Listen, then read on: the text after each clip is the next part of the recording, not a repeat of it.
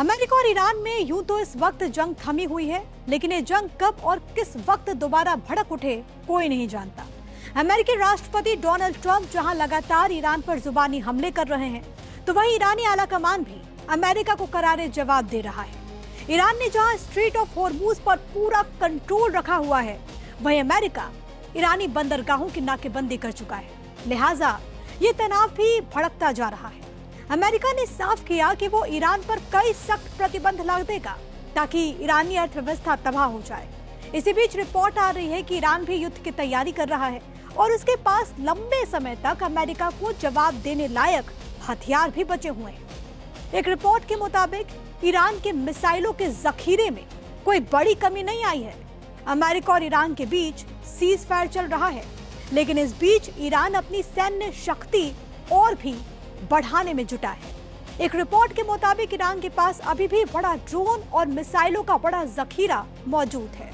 जानकार कहते हैं कि बीते 3-4 दशकों से ईरान इसी दिन की तैयारी कर रहा था, लिहाजा उसकी तैयारी इतनी मुकम्मल होना लाजमी है। अब खबर आई है कि ईरान ने अपनी अंडरग्राउंड मिसाइल सिटी से हथियारों को निकालना शुरू कर दिया है। कई हफ्तों की जंग के बावजूद ईरान की सैन्य ताकत का बड़ा हिस्सा अब भी बचा है। ईरान के पास अभी भी अपने ड्रोन जखीरे का तकरीबन 40% हिस्सा मौजूद है। अमेरिका इजराइल ने मिलकर भले सैकड़ों हमले ईरान पर किए हों, लेकिन ईरान के 60% से ज्यादा मिसाइल लॉन्चर भी सक्रिय हालत में ही है। अमेरिका के साथ चली जंग में हुए नुकसान के बावजूद ईरान तेजी से अपनी क्षमता को और भी ज्यादा बढ़ाने में जुटा है। ऐसा माना जा रहा है कि ईरान अपने ड्रोन जखीरे का 70% हिस्सा तक वापस हासिल कर सकता है, और ऐसा तभी मुमकिन है जब अब भी ईरान का ड्रोन प्रोडक्शन जारी है।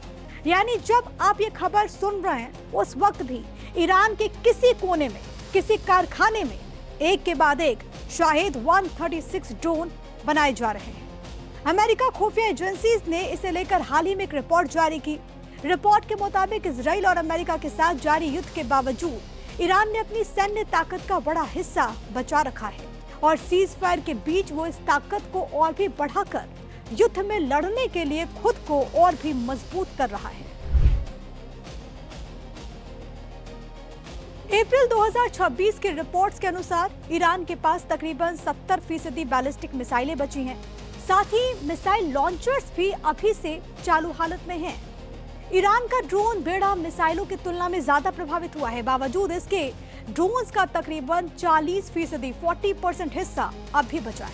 ईरान की मिसाइल सिटीज और पहाड़ों के नीचे बनी सुरंगें मिसाइलों को सुरक्षित रखने में महत्वपूर्ण भूमिका निभा रही हैं। कई लॉन्चर्स जो हमलों में दब गए थे, उन्हें ईरान फिर से निकाल रहा है। ईरान के पास अभी भी हजारों मध्यम और कम दूरी की मिसाइलें मौजूद हैं।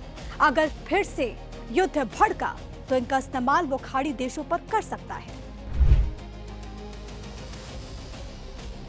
इस बीच ईरान ने अमेरिका को चेतावनी भी दी कि ईरान लंबे युद्ध के लिए तैयार है। ईरान सैन्य प्रवक्ता इब्राहिम जुल्फागारी ने कहा कि ईरान किसी भी जमीनी आक्रमण के लिए तैयार है और इसे पूरी तरह विफल कर दिया जाएगा। साथ ही ईरान ने होर्मुज पर भी अपना कड़ा रुख बरकरार रखा है। उसने अपनी ड्रोन उत्पादन क्षमता को 10 गुना तक बढ़ाने का दावा किया।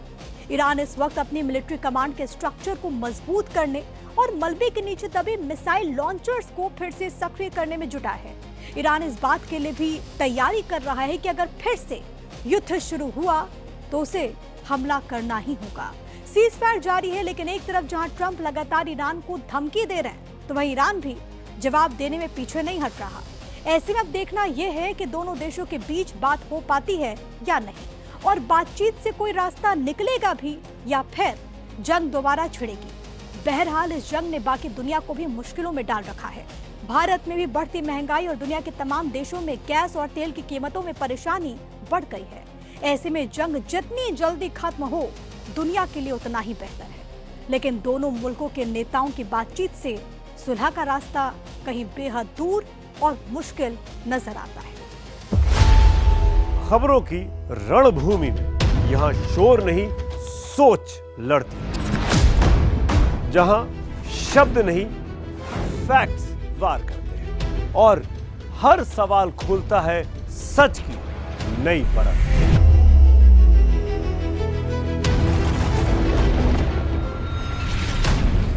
चक्रव्यूह, आपके अपने सुमित अवस्थी के साथ सोमवार से शुक्रवार शाम 6:57 पर टाइम्स नाउ नव भारत पर।